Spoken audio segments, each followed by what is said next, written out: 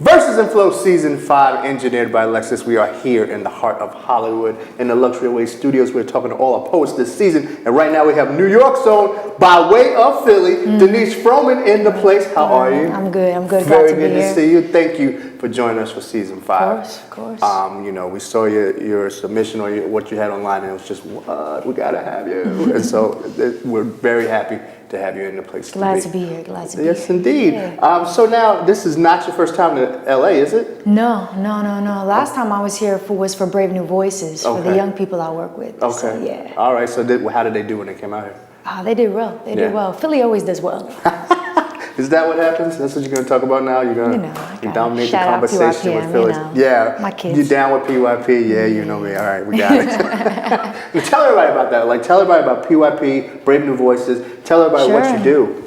So when I lived in Philly for a while, like 6 years. I was working with the Philly Youth Poetry Movement, a nonprofit youth organization.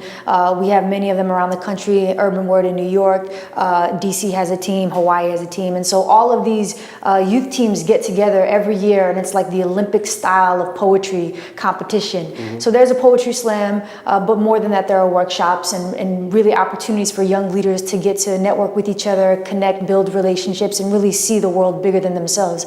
A lot of times, at least for the young people I was working with, it was the first time they ever got on a plane. Wow. So it was a very transformative experience for them, and of course we get to bond with them and be in a really positive and I think an influential and transformative environment for these young folks to be heard. Right. Now when you say work with them, like what did it entail? Like did you help them craft their poems, or you just really just ensure that they were good? So I used to be the program director for PYPM, and so I mean we did a bunch of different things in terms of our workshops, in terms of community service, in terms of having monthly open mics and slams, all of that. So it was really about building up their voices, and B&V is kind of just the icing on the cake for a lot of these young people. And so I traveled with them and the team, and Vision and Kavi were the coaches for that team, and have been phenomenal. I mean, I was kind of just supporting them in their endeavor at B&V, but really tried to help build PYPM while I was there, along with the other mentors as well. Shout out to Vision, Season 3. All right, we love him.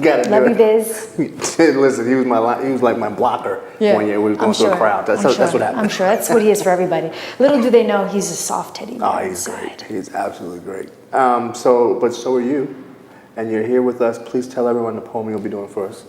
Sure. So the poem that I'll be doing is called Dear Straight People. Okay. It was, don't get scared. it was a poem that I wrote after getting harassed in front of my house 2 nights in a row for being visible, for being queer and unapologetic. Right. And I realized a lot of writers, when we sit down to write, we think we're supposed to write about this one incident, and then you realize it's just a Pandora's box for everything else you've been holding in. So it was my way to try to push back at homophobia, challenge heterosexism and privilege, and really try to shift some of that narrative and some of that power. I think that's why poetry is so powerful for a lot of us, because it can take a narrative and turn it on its head. It can subvert something that's been used against you, and then you use it for you. Right. And that's what I really like about poetry in general. But that's the poem I'll be performing tonight. I'm really excited about it. So when did you know that you were a good poet, like a great poet?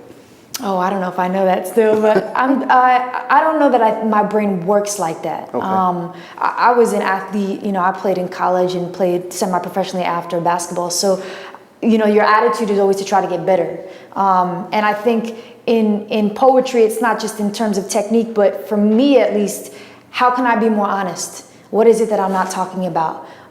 What is it that I'm running away from? And those are really hard questions for anybody, poet or non-poet. And so for me, when I think of, I don't know that I think of better, but I think of honest, more true. What is it that I'm not saying? What needs to be said? And I think that those are really important conversations that you have to have with yourself, because poetry asks a lot of you, and a lot of times we think we're asking something of poetry, but for me, the deepest kind of relationship is when I started writing about myself, and I feel like there's so much more I haven't said. Right. So I'm always thinking about those stories, and a lot of it is in your subconscious. You don't realize what you're not talking about. Right. You don't realize what you're holding in until you sit down and you're alone, and you have a moment to kind of reflect or you see something in the world that reminds you of this thing you forgot. Right. And it helps you remember. So there's a really interesting, I think, relationships between forgetting and remembering, and how poetry can kind of sit between those two things and bring things to life that you thought you had put away, maybe. I was thinking that because a lot of times with poets, you guys think you talk about your past, you talk about what some of the Right. things that happened in childhood Sure. or certain incidents. So what is it that helps you to remember those? Is it like a song, or is it like, you know, what do you use to help reflect or to pull that out?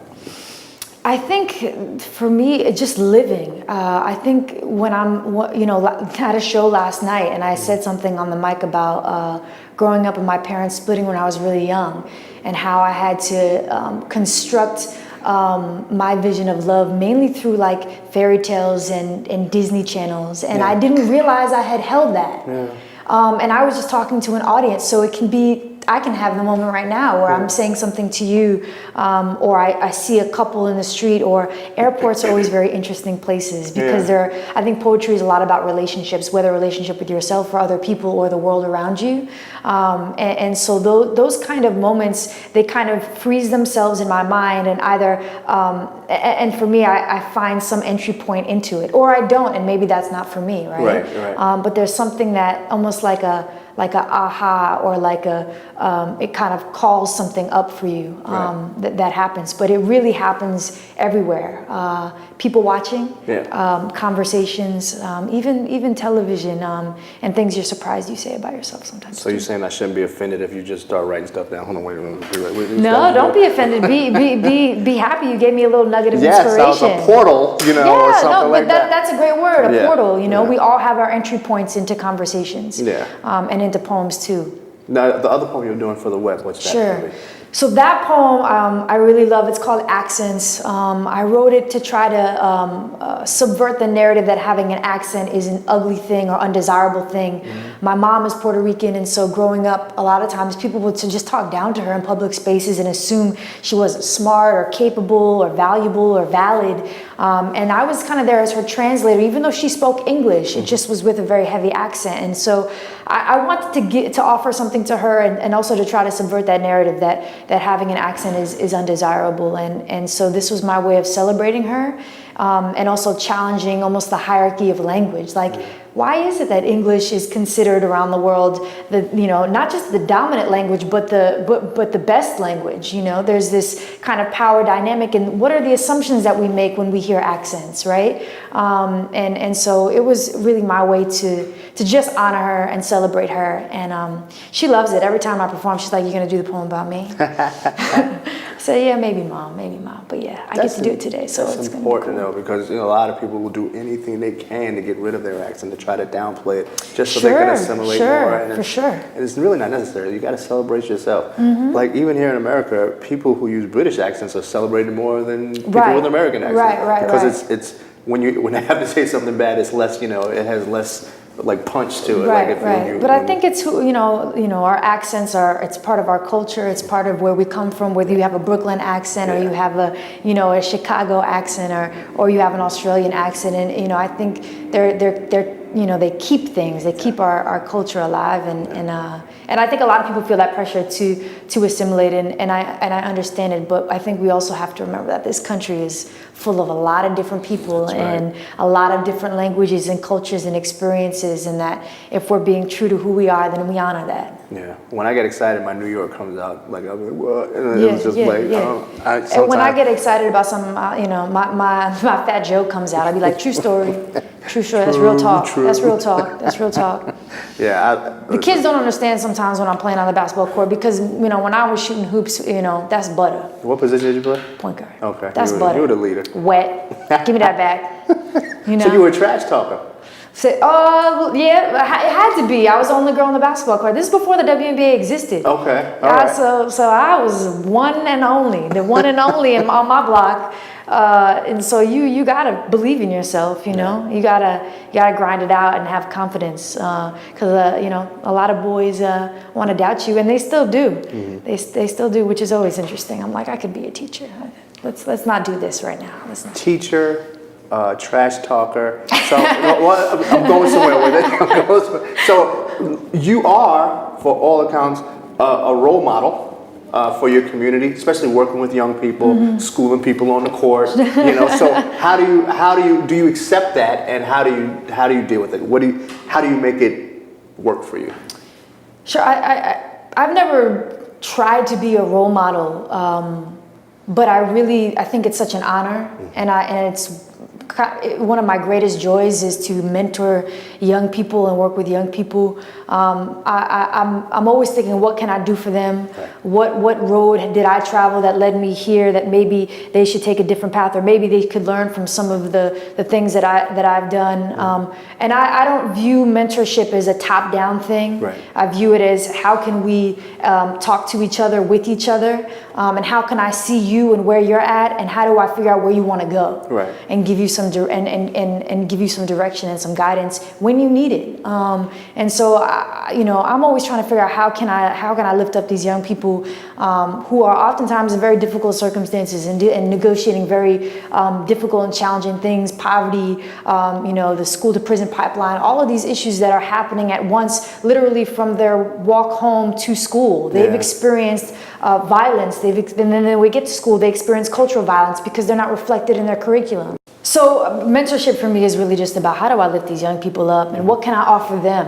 It's really a selfless act, and I enjoy it, and I love to see them succeed. Sometimes against all odds. Right. Sometimes they're the first person to go to college in their families, and sometimes when they get to college, they need help staying there. Yeah. Financial help, just advice in terms of adjusting, and so it's a lifetime commitment. But I think it's always an honor anytime you get to be a part of someone's life, and then they tell you that you've helped them or you've changed their life. There's no greater gift than that, and I seek nothing else from mentoring young people other than to give them what they need, and hopefully it's enough. And if I can't do it, then maybe I'll find someone else who can. That's it. That's what role models do. Yeah. Now, you said something interesting earlier that I don't think it slipped by me, because it didn't. Because when you're talking about the poem you're going to perform, Sure. you was like, don't get scared. Like, does that happen when you perform that poem? It depends the audience. Okay. But All right. anytime the poem doesn't run around what I'm talking about. It's Okay. pretty direct, and Right. I took a workshop one time, and this guy who wasn't a poet, it was a general art workshop. I don't know what his medium was, but he read a poem of mine and said, "Oh man, this is really confrontational," and thought he was offending me. Right. And I was like, "Thank you." That's how I wrote it. But it's supposed to be confronting. It's supposed to challenge you, and it's supposed to disrupt certain narratives. And something I tell young people all the time, and something I have to remind myself when I am in a more hostile environment, is this is what you do it for too.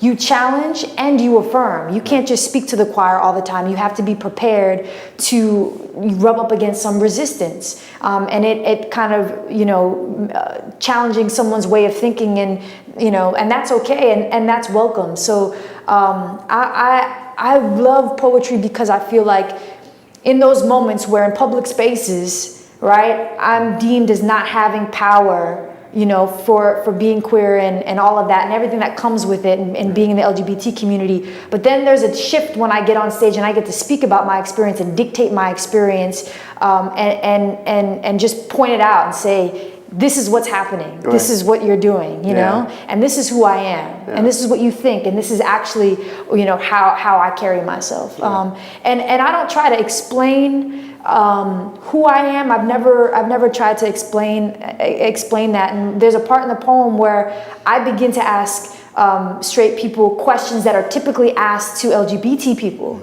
Because if you're going to ask me, then I also get to ask you. Right. And those are kind of subtle ways in writing that you can kind of shift those power dynamics. And so I've had a lot of experiences where people have been super confronted for a lot of different reasons. And I've also had really great experiences of people being like, I'm confronted, but I stayed to hear the rest of your poem, and I'm trying to work through it. Okay. And then I've had a lot of young people, more than not, who have just, for some reason, I don't know how or why, I felt super saved by the words in it. Did not imagine anything would come of the poem other than, for me, I wrote it when I was really upset. And it has resonated with a lot of young people who are being bullied and who feel ashamed or being made fun of, and I'm super happy that I get to offer that. Yeah, and you let your work speak for yourself because you're very humble. I can see that. So you let your work for you speak, and you've done a lot of good work. Like I was reading over your bio, and you've had your work commissioned. You've been gotten different fellowships. Like just run it down. Like you are doing good things, like doing good work. So that's important too. So congratulations on all of that, and thank you so much for joining us during season 5 of Versus and Flow. Give everybody a social media so they can follow you. The great Denice Frohman. Word. So I'm on the Twitter. I tweet sometimes at Denice Frohman, DeniceFrohman. I'm on the grams, the Instagrams, Denice Frohman. It's pretty much just my name. Yeah. I don't, it's kind of simple like that. The Twitter, Facebook, the Instagrams. the Twitter. I don't do the Rumbler, Tumblr. I don't do that. You don't do that? No. It's too much. It's too much. I can handle 3. For more information on Denice and all of our posts this season, please go to luxuryweights.com and versusandflow.com. Please give it up one more time for the great Denice Frohman.